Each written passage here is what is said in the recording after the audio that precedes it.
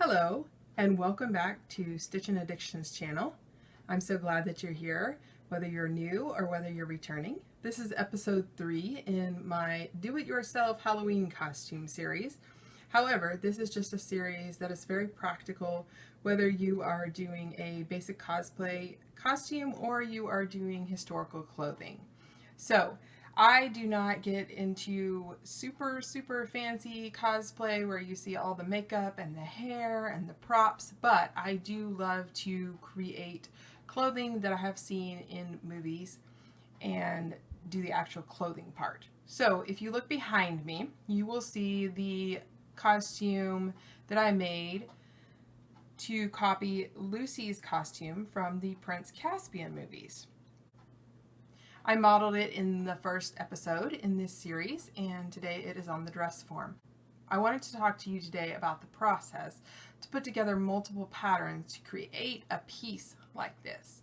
So, the first thing that you need to do whenever you are considering creating a cosplay costume or historical clothing is you need to study pictures. So in the case of this Lucy costume, I studied her dress over and over again in the movie. And I also, of course, pulled up images on Google and anywhere else I could find them to study the different elements of the dress.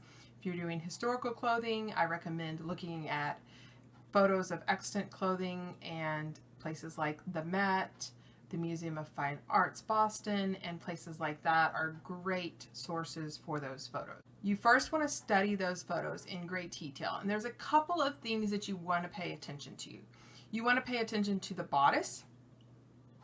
Is the bodice a high bodice? Does it end right below the bust? Is it a waisted bodice? Is it a low bodice? Where does it hit on the body? You want to pay attention to the fact of, is it sleeveless? Does it have sleeves? You want to pay attention to the neckline. Is the neckline low? Is it a V shape? All of those different things. You want to look at all of those different elements of the bodice. You also want to think about, where does the bodice close? If you can see that in the pictures or in the movie, you want to pay attention to that. If not, well, then I couldn't see that either in the movie of Lucy's costume, and so I'll show you what I did just to make a closure that I thought was appropriate for the garment. The next thing you want to study is, if it has sleeves, study the sleeves. Are they long sleeves? Are they short sleeves? Are they full and gathered? Are they fitted to the arm? Are they fitted at the top and the flare at the bottom? What are the sleeves like? And finally, you want to look at the skirt or the bottom part of it. If it's pants, whatever that bottom element is, you also want to look at that in great detail. For example, with a skirt, is it gathered to the waist? Is it flared? Is it straight? Is it short? Is it long? Does it have a train? All of those different elements, you want to get all of those elements in your head. So, for example, when looking at the Lucy costume, I noticed that there was a bodice part that was white, or light colored, I should say. It was more of a cream colored, almost kind of a brocade. And it was decently fitted, like it wasn't tightly fitted, but it had a little bit of fitting elements to it around the bodice. And the neckline was not super low, but it was also not a super high neckline. So I noticed all of those things. I noticed that the skirt was split, and there was an underskirt showing beneath it that was a cream color. The skirt, of course, was flared. It did not appear to be gathered at the waistline. It just appeared to flare out from the waistline. And the dress looked to be about ankle length. I also noticed that the sleeves were fitted to the arm at the top. They were long, and then they flared a little bit at the wrist. That's actually the one mistake I made when making this costume, is I did not copy the sleeves exactly.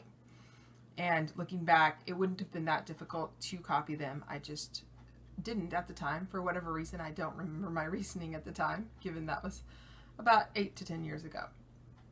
So you want to study all of those things, and then the next thing you want to do is you want to study patterns. So in my case, I have a huge collection of patterns, as I showed you in my last video. And what I don't have, I usually can borrow from my mother or my grandmother. And so I study the patterns that I have on hand. If I know that my mother or my grandmother have a pattern that has some of the elements that I'm wanting, I will borrow it from them. Or I'll just go to Joann's or Hobby Lobby and start perusing the patterns until I find the elements. So you want to look for a bodice that is somewhat similar to what you're wanting, and you want to look for a skirt that is somewhat similar to what you're wanting, and a sleeve. Now, you may not find all of those things on the same pattern, and that's perfectly fine. That's why this episode is called Frankenpatterning. So you are putting together multiple patterns in order to create a new pattern. In the case of this dress, what I did was I pulled several different patterns in order to create this dress as it is. So you want to collect your patterns that have these different elements. In the case of the Lucy costume, I collected 3 different patterns in order to create this costume. So the first one was a simplicity costume pattern. I got this one because it had a lower neck that would hide beneath the lighter color top that I was putting on top to copy Lucy's cream colored bodice. I also got it because it has a flared skirt. It's actually a princess cut pattern, and it had the flared skirt, and so I felt like that copied it very well. The tops of the sleeves copy her original dress very well. Bottom of the sleeves, the flare is too dramatic.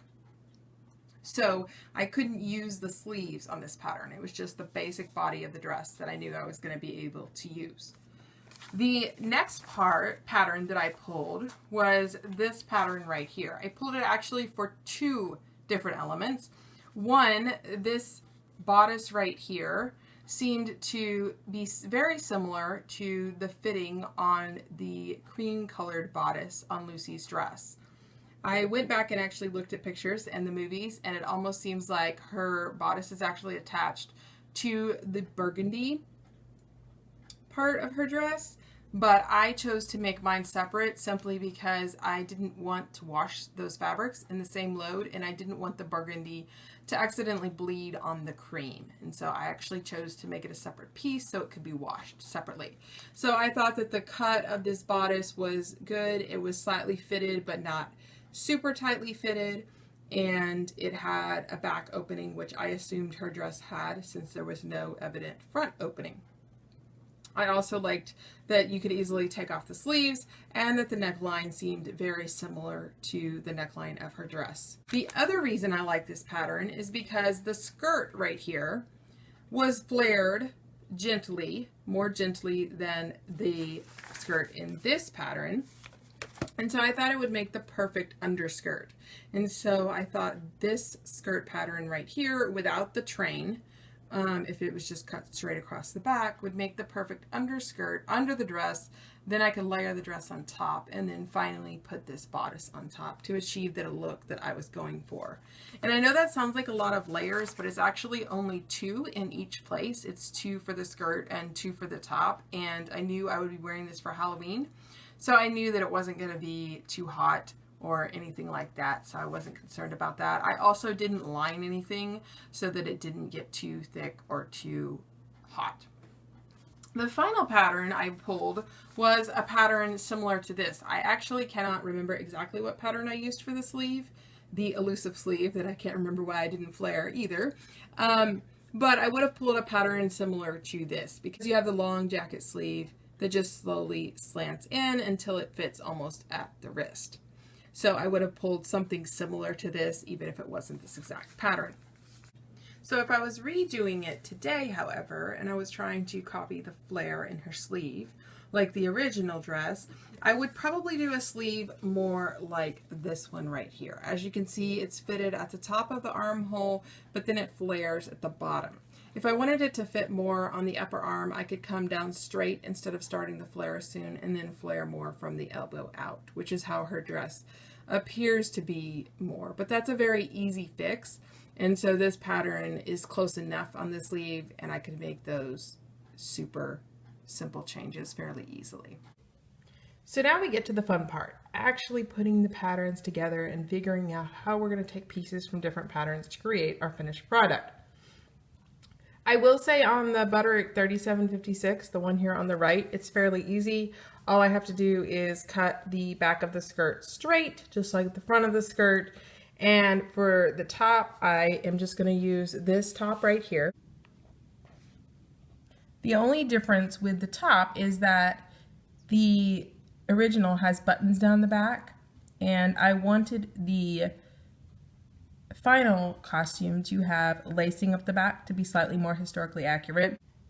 Instead of putting the buttons, I just folded it back slightly more on the finished product and then just did the buttonholes and put in the lacing. So that was fairly easy, doing the skirt and the top. The more exciting part comes from combining the sleeve with this dress. So first off, I decided that I wanted a front center opening, and I wanted to lace it up to be historically accurate, at least as historically accurate as I knew at the time. And so what I did was I went with option A right here, and instead of placing the pattern on the fold like it told me, I just moved it away from the fold about 1.5 inches so that I had a facing and an opening, because I also needed the split in the skirt in order to show the underskirt. So I just flipped back the facing up here at the top and then just finished the edges and left this part open. Of course, I didn't use these sleeves or the drape on the neckline. Instead, I used the other set of sleeves like we talked about. So when you are combining sleeves from different patterns, it's important to make sure that your new sleeve will fit the armhole of the other pattern. And you can just say, oh, I'm sure it will because I'm cutting a size 12 in both of them, but I will tell you that you will run into problems. Sometimes they are slightly cut different, and then you have trouble fitting it. So my recommendation is to do one of two things. Either you can take a piece of string and measure around the armhole. As you can see, in this case, it would be quite complicated because you have 4 pieces that include the armhole. So since this pattern has a sleeve with it, this one right here, what I would instead recommend is actually taking this sleeve pattern and then measuring across the top of it with your string to make sure that it is the same length as the new one that you will be setting in there. So when you do this, you need to get a piece of string. And so you want to get something that doesn't stretch. So I have like macrame cord that will work. I usually just throw all my pieces of string in a bin, and then whenever I need one for something like this, I will use it. So here's a piece of yarn. I'm just going to use this piece of yarn. And you want to measure, so say I'm cutting a size 12, you want to measure the sleeve. Now I measured just inside at the 5/8 inch line. Now I'm just guesstimating, obviously I'm not doing exactly, but I would do just about where the seam is going to be, because the tricky thing with sleeves is that the sleeve itself, actually, if you measure the outer line of the sleeve, is actually slightly larger than the outer line of the armhole or the arm side.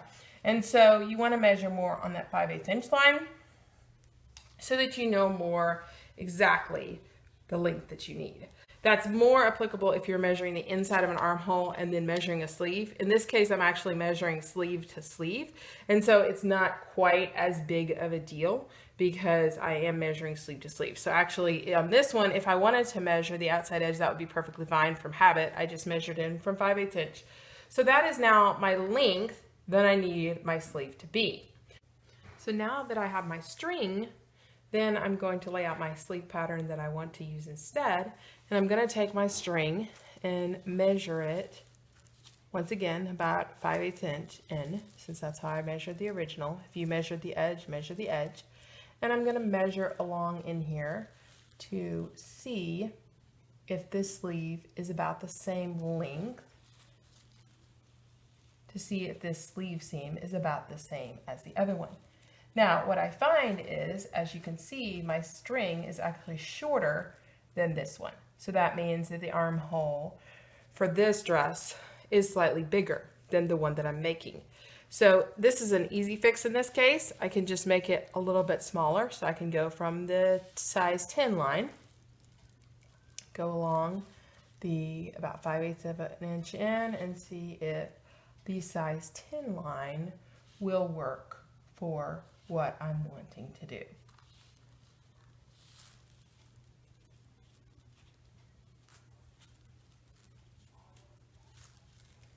And sure enough, it's right about the right length.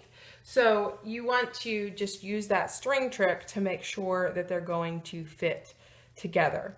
Obviously, if your sleeve is just barely bigger than your armhole, and I'm talking barely, like maybe a 1/4 inch or so, you can ease that in without having to put gathers, but you don't want it to be a lot larger, because then you're going to actually have to gather it, and we know from looking at photos of this costume, we don't want a gathered sleeve.